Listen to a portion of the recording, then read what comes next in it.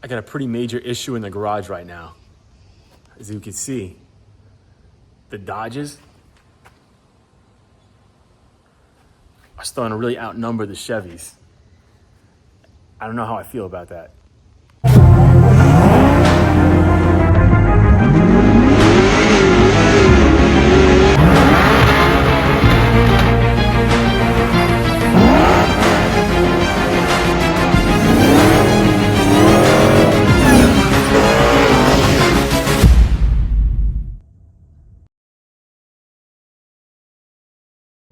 So I really haven't had much time to actually set the car up.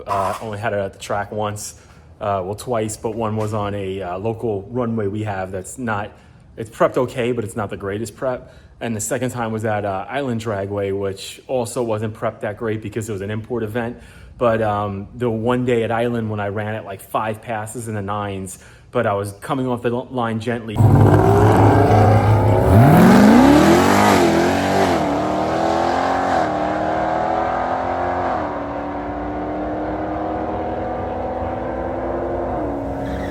Because every time I tried to launch it hard, it would just blow the tire off. I think a lot of that is from the starting line ratio of the first gear. It's like a 4.70 first gear ratio with a 323 and a 30-inch tire. So I'm gonna try to do second gear starts this season, and then also maybe even just pull power out of first, and we'll see what we could do with that. But I also noticed that when I rolled off the line and then got into it hard, it would bounce a lot from the 1 to 2 shift, which is also a very quick shift. But I'm thinking that it seemed like the shocks just couldn't really control the rebound. I had them set all the way stiff on the rebound, and it still seemed like it would just not be enough to control the spring from hopping and bouncing.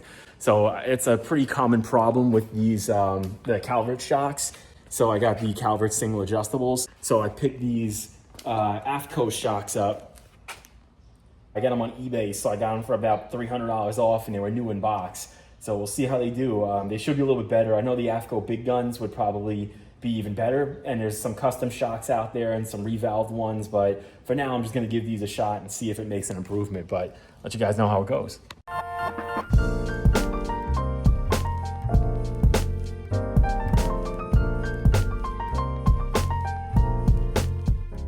So shocks should be pretty simple, right?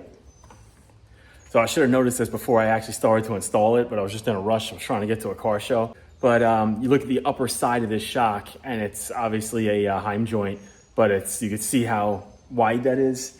And then the old shock, oh, wrong end, but you can see how much wider that is. So when the new shock goes up into the pocket, it needs 2 spacers, or maybe 1 spacer, depending on how you want to center it, to fit inside the pocket, and I don't have those spacers. Going to get my wallet, gotta get some spacers. This fucking blows. I got streets, so now I can take a piss out my front door and hit my neighbor's kitchen. But the one good thing about this neighborhood is at least there's a hardware store and an auto parts store literally 30 seconds down the road. So that's where I'm off to. They're shiny. They're chrome. They're steel. They're not spacers. They're machine bushings.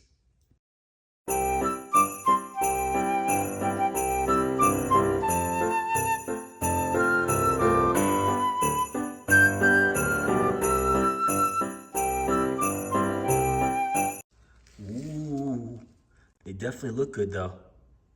Kind of match the paint. Let me teach you guys a little something about hydration. Hydration, as the French call it. These babies right here, this is all you need for your garage, your shop. I don't care if you're working on a slab, you gotta get some of these. $1.98 at Walmart for the whole 6er. And you might be thinking these probably aren't that healthy, but guess what? There's only 20 calories and 5 grams of sugar. Granted, 1 serving is a bottle, and an adult-sized beverage would probably be the entire case, but that's still not that bad. There's probably a lot of other weird shit in here, but bottoms up. Shit, my kidneys are probably fucking blue.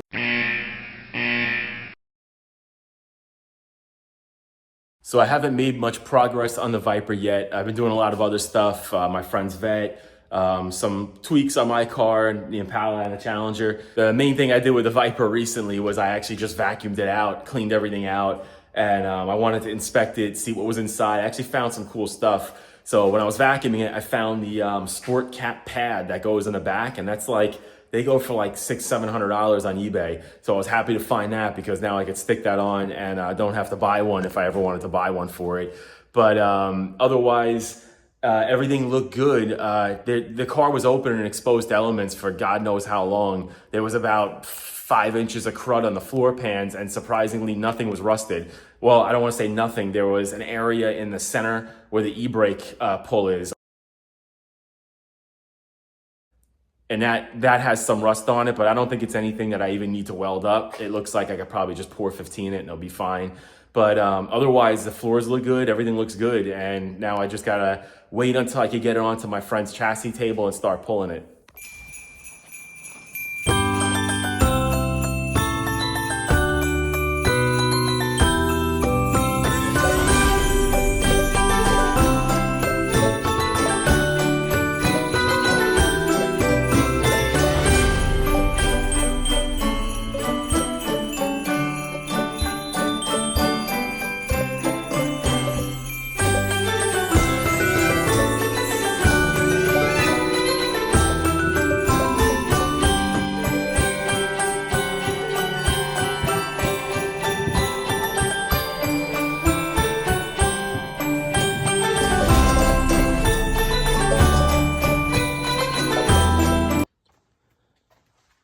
Get my boomer board ready for the Viper.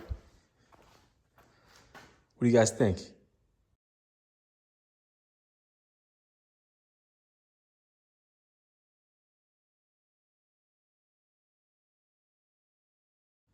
little overdone?